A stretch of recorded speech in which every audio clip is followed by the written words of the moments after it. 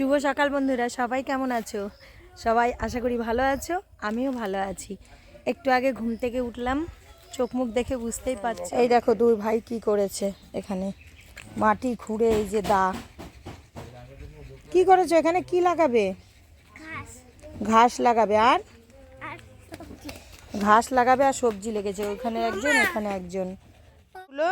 ও লাগাবে, ওর দাদু দিয়েছে, ওর দাদুকেও বন্ধু বলে, তো ওর মানে মায়ের বাবা, ও দাদু দিয়েছে, বলছে আমার বন্ধু দিয়েছে আমাকে লাগাবার জন্য। এগুলো এই যে খুঁড়েছে এই জায়গাটা, এর মধ্যে লাগাবে।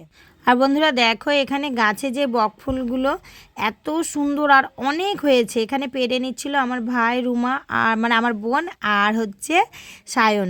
সব পেরে নেওয়ার পর তোমাদের একবার দেখিয়ে নিচ্ছি যে কত সুন্দর আর কত ফুল। এখনও কিন্তু গাছে অনেক ফুল ছিল, তো খুব সুন্দর, কালারটাও খুব সুন্দর হয়েছে। আর ওদিকে আমি চলে গেছিলাম, আমাদের এখানে ঠাকুর বিসর্জন হচ্ছিল, তো ঠাকুর বিসর্জনের ওদিকে গিয়ে নিয়ে দেখছি হ্যাঁ সবাইরা চলে এসছে, গাড়িতে আমাদের ঠাকুর তুলেও নিয়েছে।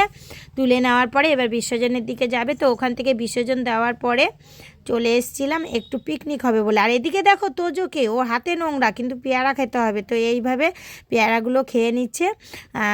খাওয়ার পরে তারপর আমরা ঠাকুর বিসর্জন দিয়ে এসে চলে এসেছিলাম সোজা মাঠে।